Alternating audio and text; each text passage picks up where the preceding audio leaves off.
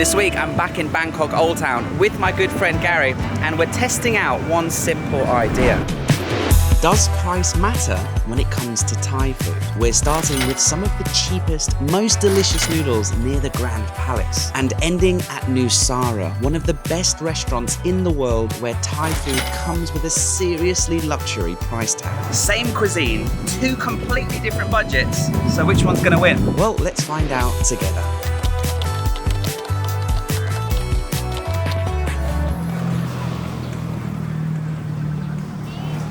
Right, stop number one, the cheap spot. Gary has taken us to the heart of the old town. Gary, tell us a little bit about where exactly we are and what we've ordered. So we're just around the corner from the Giant Swing. You've never heard of the Giant Swing. It's one of the main tourist areas in Bangkok, in the old town. We're at a shop called Radna Yodpak CCP. So Radna is gravy noodles, which we've got. Yodpak means they use the top of the vegetable, and CCP means 40 years. Yeah, and it's one of those proper old school joints where you've got a little temple in the corner, the Thai television blasting, and a lot of activity. It's currently 4 o'clock, so it's a bit early for dinner, but this is a pre-dinner, because we're filming both of these restaurants in one night, so we don't want to fill up too much.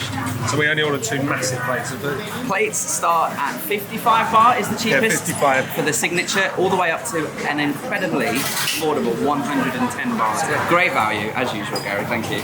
So, Gary, talk us through, what are we going to have? What's this delicious, is this some sort of seafood pad see ew? Alright, exactly right. So pad see ew, stir-fried wide rice noodles with dark soy sauce, usually with marinated pork, but today we've gone with seafood, so we've got prawns, we've got squid, a little bit of Chinese kale, and those beautifully charred noodles cooked over a ridiculously high heat in the kitchen by the wok master. And we've also got another dish called a radna, gravy noodles. So we've got marinated pork in a gooey, almost, some would say snotty sauce.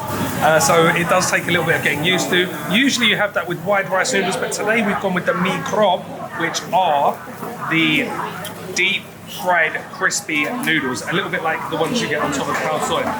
Let's start with that, and you can show everybody how to eat it because it looks a bit intimidating. Yes. Behind me, they're also doing chicken satay on charcoal as well. So not just noodles, not just ladna, but also some southern style Malaysian chicken satay with delicious looking peanut sauce. And you look, I mean, this is where the Grab drivers come to have their dinner.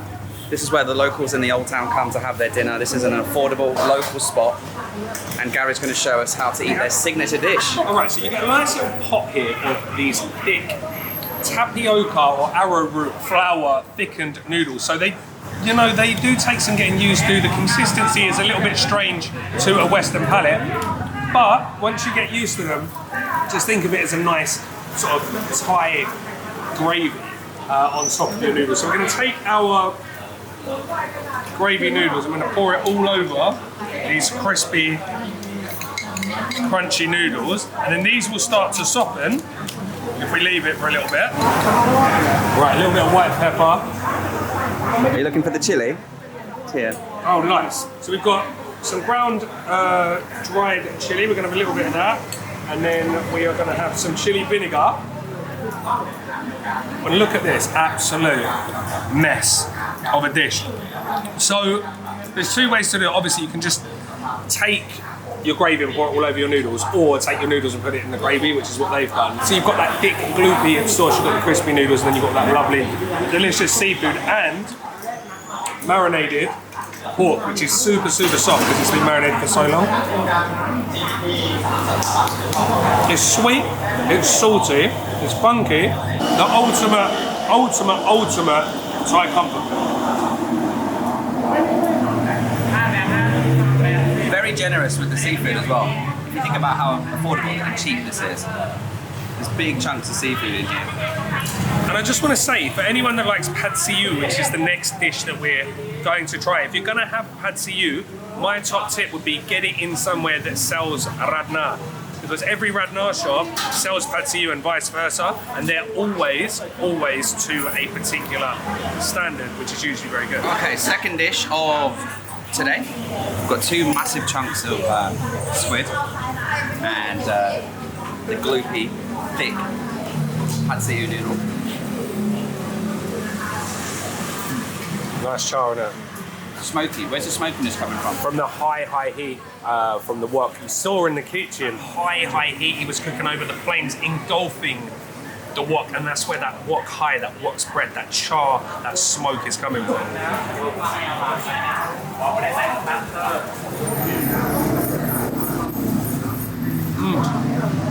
Now the joke of this is that you just get the normal pork version, and this is 55 or 60 baht, which is madness. Yes, all of this delicious food, both dishes and drinks, a total bill of only 232 baht. Not bad at all. Right, let's go if we can find something sweet on a budget as well.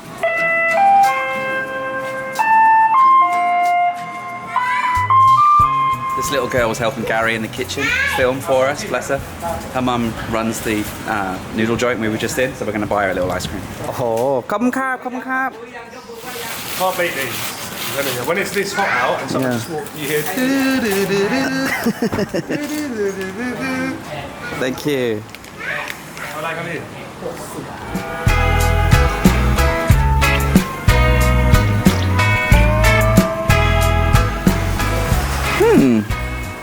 Hello, mate. Hello, mate. Oh, mate, hello. Oh, so after that really affordable dinner, or dinner number one, it's time for dessert number one. I just asked that little girl if she likes them, and she said no, they're horrible. Hello.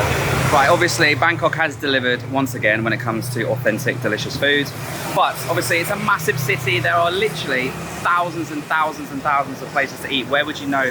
How would you find the best places to eat? Well, Gary, my good friend Gary here, he's got a YouTube channel linked below, but he also has a food guide to Bangkok, am I right? I've got food maps, I've got guides to different areas in Bangkok, I've got one in Chiang Mai. Trust me, I'll link it below. It's the perfect guide to help you navigate Bangkok and find banging places like where we just eaten. In fact, where we just ate, is it in your guide? Of course. Boom.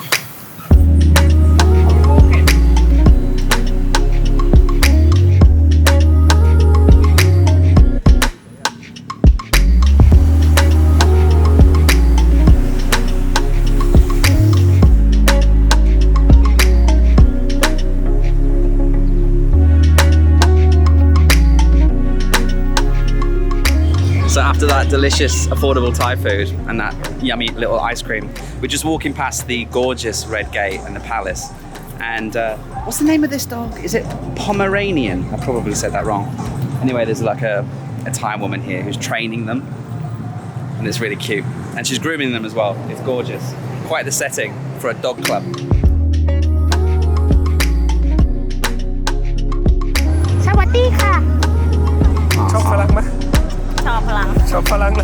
So we've got reservations at one of Bangkok's best restaurants. Can't wait to show you, but it is not till 7 o'clock. So we've got an hour to kill. Luckily, right here overlooking this beautiful temple and the Bangkok Gate is a rooftop bar. I have actually featured it before, but I'll show you again. It's really cool.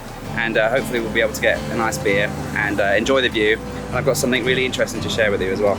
Okay, so welcome to Swing Bar. I'll show you around in a minute, but I just want to say a very quick thank you to today's sponsor because they tie in perfectly with today's theme. So if you take a few trips a year, you know how important it is to learn where to save money so that you can spend it on really interesting experiences and activities elsewhere, right? And that is exactly where Founderscard, today's sponsor, comes in. So Founderscard is a membership that gives you access to VIP perks and insider pricing on things like hotels, flights, and experiences, often better than you would find on normal booking sites. So Founderscard isn't a credit card that you have to sign up to. You just keep your old credit cards, keep using your old points, but Founderscard gives you better value on top of all of this. And for me, that's the really interesting part about Founderscard because I'm constantly bouncing between having really cheap things like those delicious noodles with Gary earlier, and then spending a bit more on really interesting activities. They've got things like hotel upgrades and perks, airline discounts across a range of global carriers, car rental benefits and deals on events and experiences. Now, when I first looked into Founderscard, I thought, wow, that looks great. okay? But it is a premium membership. But then when they told me the deal that they're gonna give you, I decided to go ahead with the sponsorship because they're giving you incredible value. You can try Founderscard for an entire year completely for free. You'll get access to over 200 of their perks right now. And if you want to upgrade within the first 7 days to their elite program, you'll unlock a 70% off discount. But make sure you click the link in the description of this video or use this promo code to unlock this fantastic deal. Thank you so much to Founderscard for sponsoring today's adventure. And let's get to our beer at sunset and I'll tell you some more about this beautiful bar, the Swing Bar.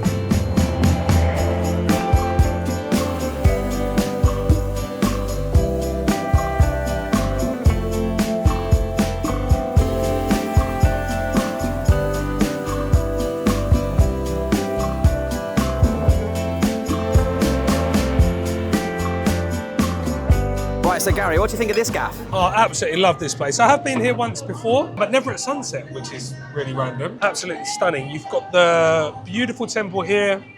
You've got whatever building that is there. You've got a building over there. You've got a building over there. Here we are. And actually, if you just want to get a picture with a temple, this is one of the ones you should go to because everyone else goes to Wat Po, Grand Palace. These temples around here, no one's really in them, but they're still really beautiful. There's a nice breeze up here. It's a lovely breeze. You've got all the kids and the families playing in the square down there. You've got people playing football, people playing badminton. So what me and Gary are going to do is enjoy a beer, wait another half an hour until our reservation at Nusara. Now this place, Gary's never eaten before. I've had the privilege of having dinner there once before and it was amazing. I saved it and I told Gary one day, I'll treat you to a fantastic dinner. There are so many dishes. I think there's going to be somewhere in the region of 20 dishes. 20, I thought it was 12. Oh, it might be 12. There's a lot of dishes and they're all tasting, so there's small bites and things like that. But anyway, it's going to be a fantastic experience. Let me tell you some more about Nusara and then we'll begin our feast.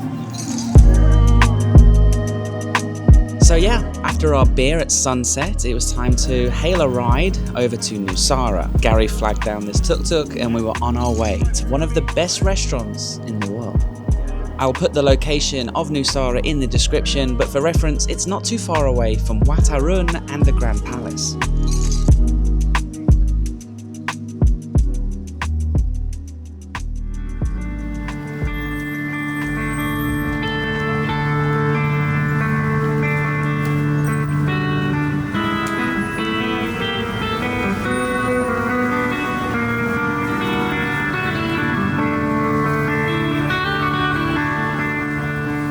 So this is Nusara. It's in an old building which used to be a youth hostel, but during COVID it got closed and the chefs here turned it into this beautiful restaurant we see today. Inside they display all of their awards, their Michelin star, as well as their top 50 restaurants in the world plaques.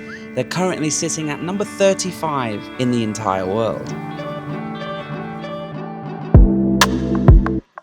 Downstairs, they have a gorgeous welcome area and a bar. Really cool design and the perfect place to try one of these craft beers, an IPA from Thailand, and it was absolutely delicious. And I love the design here, it's so stunning.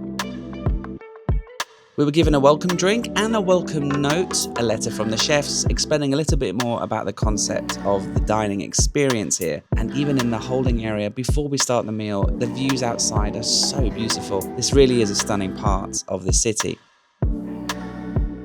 What's really unique about Nusara is the first few dishes are actually served in the kitchen. We had some grilled pork with wild betel leaf, and then we had longan fruit with squid tentacles inside. But the best part for us was getting to see how all of the chefs work in the kitchen. This is actually just one of the 3 kitchens at Nusara. Then it was time to go to the top floor where we would be served a few more courses as well as given an array of champagnes to choose from. Ooh la la.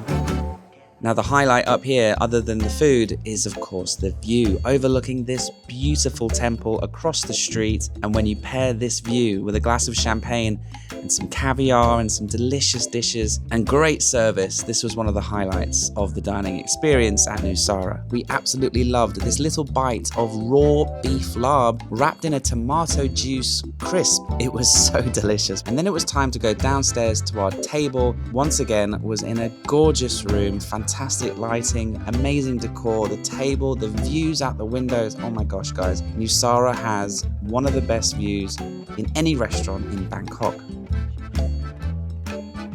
Then we were given the menu and we could read every single course that we were about to have. The next 20 courses all lined out for us, so we knew what we would have and when we would have it. So many nice personal touches as well. Even the menus had our names written on it, and this welcome letter, this card, was a nice gift. This is standard, guys. This is how they treat everybody, not just someone who's making a YouTube video. They didn't even know we were filming tonight, so we did not get any special treatment.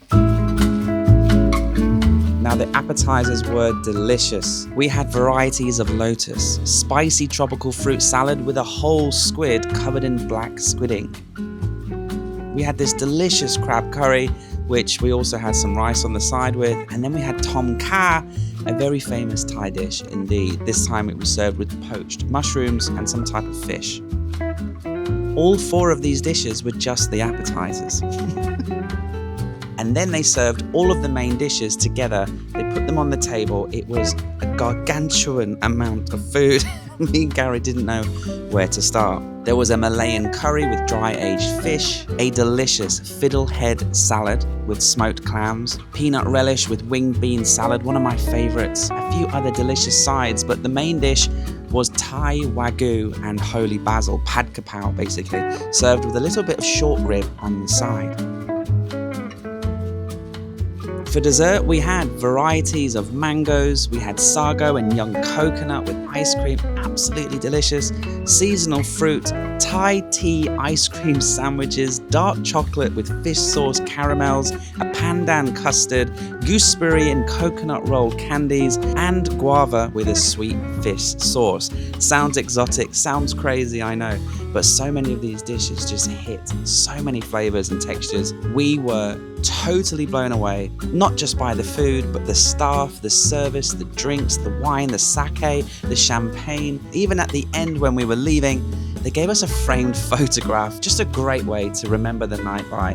Me and Gary eat Thai food all the time together, but this is the first time we've ever eaten in a restaurant like this. And yes, the price tag is very high. This is one of the best restaurants in the world, and tonight proved that it is indeed worthy of that claim. That was quite the day, quite the evening, on both budgets. One was, what, $5 a meal? The other was considerably more expensive. But you know what? Me and Gary, we've made dozens and dozens and dozens and dozens of videos together. The first time we've reviewed a fine dining place, one of the top 50 restaurants in the world. Really, really good experience, top experience. I'm so glad you enjoyed it, mate. I did really enjoy it. I did, and there was a few standout dishes for sure. And the fact that me and you were not agreeing on every single dish, it was like, oh no, I like this one. So what was your favourite? My favourite, well, overall, I think my favourite of the savoury menu from there was the pad kapow. And me and Paddy both said, like, oh, what's this sweetness all about? And then we asked the waiter, what's the sweetness all about? And he was like, no one's ever asked us that before. They only asked us about the spicy. Yeah, it was just a little bit different than what we usually get, and that was unbelievable. And I wasn't expecting to like the pad kapow off the whole menu. I think my favourites were actually the desserts, which was shocking to me, but like the desserts were top. Yeah, and there was only 12 of them. Yeah, there was only 12. I mean, they were a bit tight with it, so it was like 17 or something. Honestly, Nusara, I'm fortunate enough to say that's my second time eating there. First time to share it with you guys. It is such a beautiful building. The history, the fact that they converted it from an old, smelly backpacker hostel with a view like that, with the cuisine and the attention to detail, a great story, fantastic service, incredible food.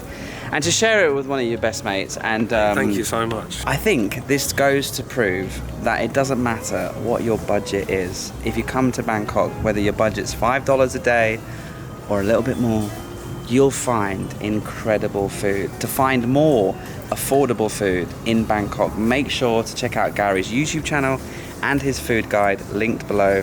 Thanks to Founders for sponsoring this video. Check out them again.